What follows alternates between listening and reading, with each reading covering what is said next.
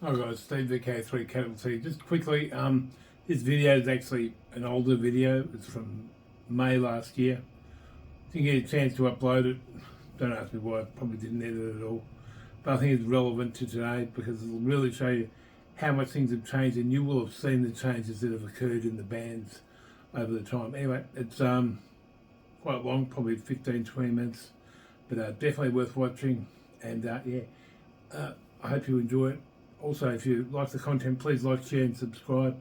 Trying to get more of the DXing stuff, and I'll move over to the Hermes Light and the SDR type route as we go along. All right, have fun, enjoy the video. Thanks. Hi, I'm Steve VK3 Cable T. Today, I'm going to change everything you know about DXing. Turn it all upside down on its head because it's all changed, and there are good reasons for it. Basically, what's happened is the cycle has moved up very, very quickly. If you remember during the pandemic, we were in low bands, 10 metres was very quiet, 6 metres was quiet, all the other bands were very, very quiet. And the problem we've got is that we are now at an accelerated rate moving to the peak of the cycle. And I'm talking accelerated. It is quick. I haven't seen anything like this since 2013. The bands are open. So you have to change what you're doing. You can't sit on 40 metres in the morning anymore or 40 metres in the evening and expect to get rare DX because you're not going to find it there. FT8 is not going to be where a lot of the people are anymore. You have to grab a microphone, you're going to have to narrow up your audio, make it nice and strong and solid. You have to learn how to do some CW because FT8 is going to go out the window. Look, it'll still be there, it'll still be an integral part of DXing, but it won't be where the heavy focus is going to be on. And I'll tell you why. Simple, because we can talk to people. Why would you bother? You can do a higher QSO rate quite often with CW than you can with FT8. And even with SSB, you can get a pretty good QSO rate provided there's no DQRM. It's just going to change. But the bands you're going to operate on, the money bands are going to change completely. Just earlier this week, or no, last week I think it was, I went Tango 8 Sugar November via the short putt on 10 metres. That's in Chad. I'm in VK3. I'm at the bottom of Australia. That's like a million miles away, and that was short path. Yesterday, at 10 o'clock and 11 o'clock in the morning, by the long path over North America and into Chad, and here he is, 5 and 5, 5 and 7 in CW. You want to get these openings, you need to be prepared for them. You need to have the right antennas. So this is not something where you can put up a piece of wire and get it. You really need to focus on getting antennas with a bit of gain, as much gain as you can reasonably fit in. I know some of you are challenged for what you can fit in, but a 10 metre antenna is not a 20 metre Yagi. 10 metre antenna has a width of, the width is 5 metres long. You can put 4 elements up, like my one, the current one at the moment, 6.5 metre long boom. You've got 5 metre, 4.5, 5 metre turning radius. It's not that big. And you can go back to the smaller ones as well, go 3 element or 4 element. Whereas before you might have only had wires or a doublet or a single dipole, rotating dipole, something like that. You can get gain on 10 metres. And this is what you need. Also, 10 metres has less noise than 40 metres, 20 metres, all these other bands. A lot of the time you'll find 20 metre band, 10 metre band has very little noise. Hence why the CBs use it. But the CBs use rubbish equipment. They use stuff that hasn't got preamps, hasn't got good filtering. And they're still working around the world. If you've used your legal power limit, you should be able to work anywhere in the world. And you don't even need that. Look, 100 watts is plenty. But what you need to do is you need to focus where your station is looking. 10 minutes, but there's another one, and this is for the technicians as well. A lot of you, if you're a technician and you're interested in DXing, you should still be killing it. You got 10 metres and you got 6 metres. You've seen my tri-bander on the video before, where I mounted the 6 metres on the and 10 metres on the same boom. It was actually a tri-bander, and you can do that. You run separate feed points so they don't interact at all, and you'll be really surprised how good it is. But technicians who want to do some DXing don't have to, and even generals, don't have to be stuck above, either the CW portion of the band in the wrong part of the CW portion of the band, or in a very narrow point of SSB. Most of the DX positions are going to be around 28,490. You are going to get a chance to work them in sideband on 10 metres and in FT8. So there's good opportunity there. 6 metres is a great. We've had some massive openings here.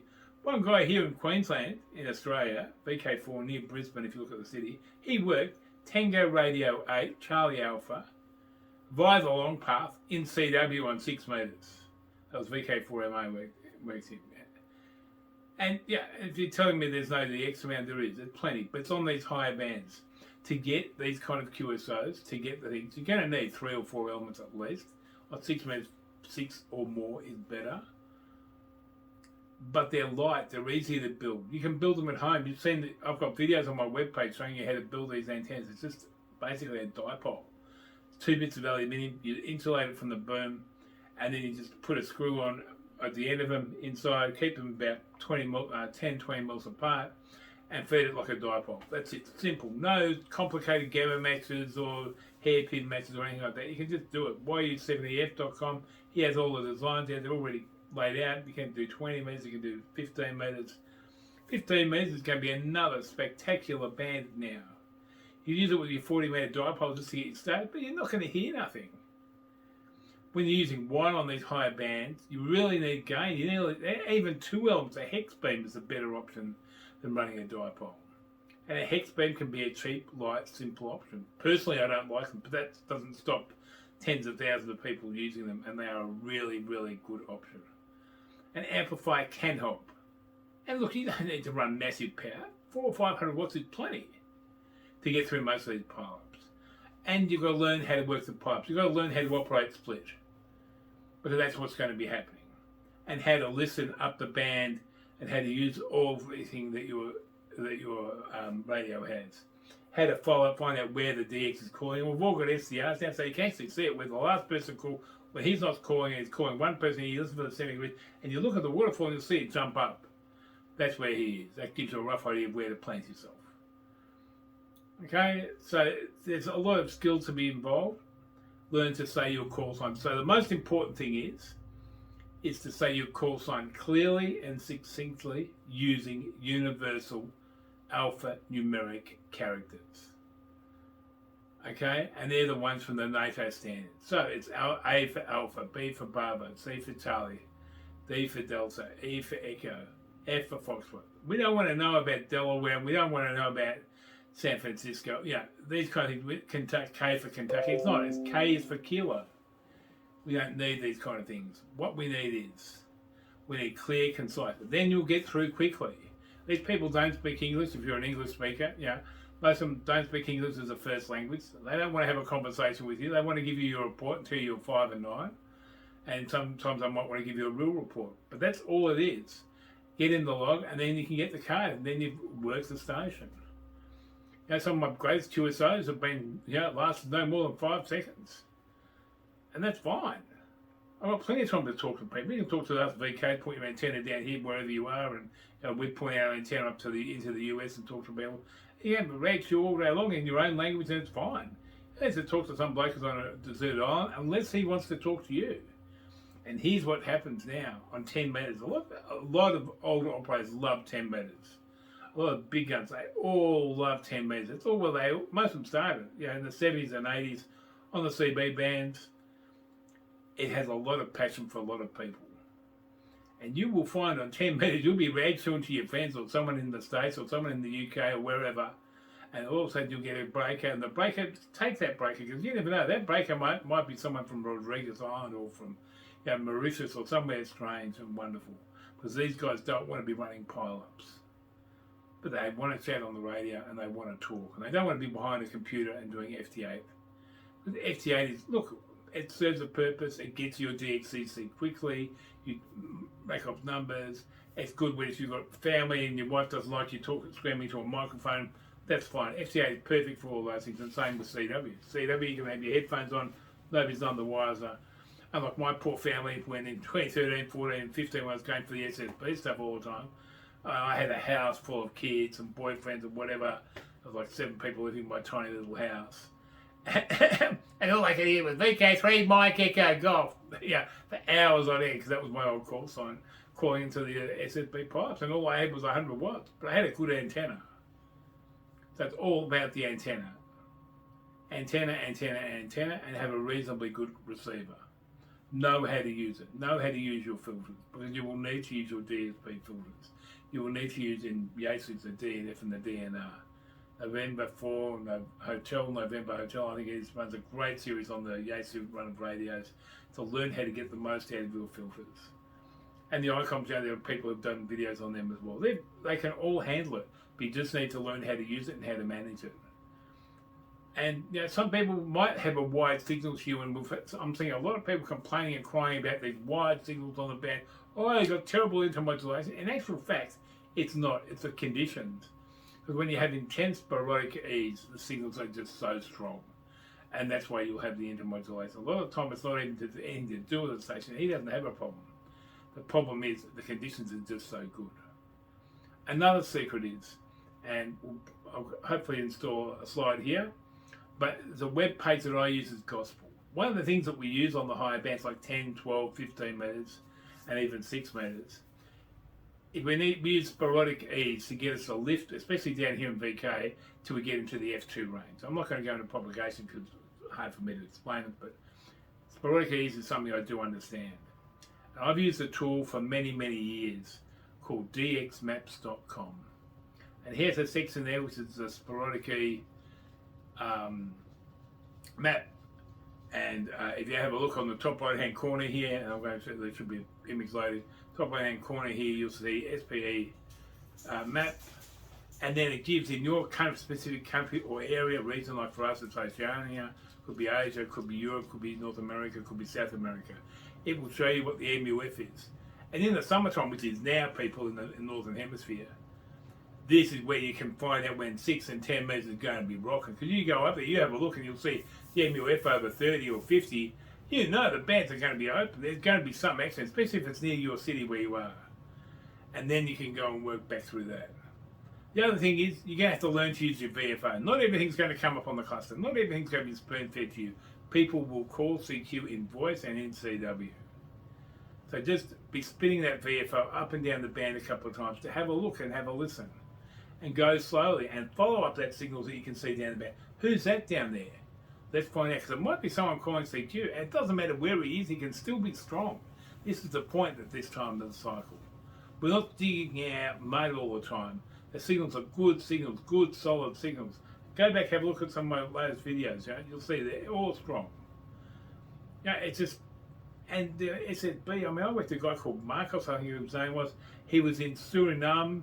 He was 100 watts into a wire. I might have had a 2-element beam or something. But I worked him in sideband, and that was last year. But he had, I think it was 20 metres though, but still he had a very good signal. Well, he was still 5 and 7. And you might have to dig a little bit to get out of your noise floor, but just be prepared to learn how to use your filters to get in there. Learn to listen, and this is the key thing, is you need to listen first. Work out whether he's running split or whether he's running simplex. And because there might still be calls where he might be running split, in actual fact they've got no idea what's going on. And that's how you can get in there and sneak in there. But you've got to find, especially if you're at a small station, you've got to find the DX before anyone else does. You've got to get there before the pipe gets too big, because when the pipe gets too big, you got no hope. It's really hard to get through if you're barefoot, or running low power. Because all the sounds, all the voices, and trust me, I've been on the other end of a pipe, and you hear it, and they all blend into one, and you can hardly hear anything until some guy comes in with a big amplifier, and you can hear the end of his call sign or the beginning of his call sign, and that's how you work them through there like that. So that's why you've got to get in early. So you've got to get there before it gets spotted on the DX cluster. You've got to be the one spotting it on the DX cluster. That should be your mission. And to get really good at that, you follow web pages like DX World, DX News. Subscribe. One of the great things that I used was Bernie Whiskey 3 Uniform Radio, his daily DX page. If you're really serious about climbing the DX CC ladder for a couple of years, it's a really good investment. It's about $50 a year, I think it is, US. Maybe a little bit more. I haven't had it for a couple of years, so I don't need it now so much. But when you're starting off, you get the inside oil on these DX predictions when they're starting, or when the monk is going to be active on Mount Athos, or when such and such is going somewhere. So you've got the heads up on all of this. He does really good reports before the big contests. this is the way to go. And contesting now is something you need to really seriously consider, because there'll be times when it's absolutely mental. I reckon predict CQ Worldwide this year in sideband. You go to 10 metres, I can guarantee it'll be almost all the way full, all the way from 28,300 all the way up to 29 megahertz. Because last time it was even past that, but I'm just saying close to 29 megahertz. That's how full the band's going to be, and there's going to be stations all the way through. And you'll be able to go through and pick them off. If you've got a decent antenna, you'll be able to actually hear these stations and work them, and have a chance to put in a reasonable score. Same for 15 metres. 15 metres is very, very versatile transcontinental band. Has so much potential. It's not one of my favourite bands, but I've worked 200 countries on 15 metres, you know. It's just a matter of sitting down there, and this is where a lot of the time it'll be the sweet spot, especially if you're going from one continent to another. It's a very good band for DXing on. I worked Bouvet on 15 metres. I think I worked Fox Tango 8 Whiskey on 15 metres. Yeah, all of the rare stuff you work on 15 metres, and that's what the kicker is. And don't forget your WARC bands, 12 metres and 17 metres. 12 metres is an orphan band, but you know, a lot of people still get on there, and it's not, pipes are not so bad, because a lot of people don't have antennas, good antennas for 12 metres. So maybe build a 12 metre yard and go for your DXCC on 12 metres. I got mine when I had my step IR, and 17 metres is another one. So yeah, everything from 20 metres below, there'll be some activity, especially for close DXPs and close to you. But you won't be doing the long haul stuff like we've been doing previously. That's where it's changing. The focus will be on the higher bands, and remember one thing: 10 metres can be open at 2 o'clock in the morning. Trust me. I was here at 2 o'clock in the morning. I couldn't sleep. Came inside, turned on the radio, had listened on 10 metres. Boom, and then I'm hearing the signal. I turn the antenna towards Long Path Europe, and there they are coming in, boom, 5 and 9 at 2 o'clock in the morning. The video's on the YouTube channel. I think it might be under the shorts. I'm not sure. Can't remember now. But yeah, that's it. 2 o'clock in the morning, and 10 metres open, Long Path into Europe. Go figure. That is what happens. That is how the bands change, and we're in the peak of the cycle. So I believe the cycle will probably peak in the next 1 to 2 years. No scientist knows, no one really knows, but I'll tell you something now, it's on a really steep curve. We've got a lot of things to do. Something else you should be doing is try, if you're near an area where you get Aurora, like in northern USA or in Canada, is try Aurora on 6 metres SSB. Most amazing thing you could ever do. I did it here in VK3. It was amazing. We bounced that signal back off the Aurora Australis, and it changes all your audio, makes it like it sounds like whispers. Well worth doing after a CMA. But that's it. Get your station ready. Look for the high bands. 10 metres is a band you should be focused on. It doesn't take a lot. A 2-element beam on 10 metres is not very big at all. It goes 5 metres across. Yeah. You can fix it in one direction. I started off with a beam. It was like 4 metres in the air, and I worked Antarctica. On my 10 metre beam, I worked Antarctica on 15 metres, and all he had up was a wire and 50 watts. This is the kind of magic that happens on these bands. So this is the kind of magic that you can have, and you can talk to people. You can have a QSO. So don't be frightened. Plug your microphone back in to your radio. Get it all set up. Go with one of your friends. Get your audio set up so it's nice and strong and loud, not over modulating. It has to be clear. It has to sound like your voice. And when you say your call sign, like this, VK3 Kilo Tango Tango, or Victor Kilowatt 3 Kilo Tango Tango, or Victor Kilo 3 Kilo Tango Tango. I have a lisp, I've got dentures. It's not pretty, but everyone gets my call sign. VK3 Mike Echo Golf. Just try and make it rhyme and easy. And then here's the secret: use a voice key when you're calling in a pilot. I use my trusty Yaesu FH2, which is a little keypad that you can do, which programs in voices, your voice recording. So instead of sitting there calling all the time and shouting, you just basically press the button. You can do it on the iComs as well. They have it. Press the buttons in the voice memory keyer. Just press the button so you send your call sign. Don't do it all the time. You do need to use your voice, and you do need to change it up a bit. But if you're getting a bit tired, you want to just have a couple of breathe for a minute, or have a sip of your drink while you're doing it, use that. to call in there. It also, some reason, the audio does tend to be more compressed and louder and stronger. So yeah, so that's it. So pretty simple. Change what you're doing. Look at putting something up for 10 meters. Don't make it a doubler or a dipole. Try and make it something better. Worst case scenario, if you can't get anything up, find an old CB half wave or 5/8 wave or whatever. I'll put my Syrah vertical back up because that could be really just what you need. You'll still have a lot of fun. So that's how it's changed. Anyway, hope it's been some help to you today. If you like the content, please like, share, subscribe. The channel's growing. Get a lot more people who are watching it. They're enjoying the content. So hopefully you are enjoying it as well. But yeah. And also comment and tell me what you think. Am I right? Am I wrong? I could be totally wrong. If you think I'm wrong, write it in the comments. Right, setting threes.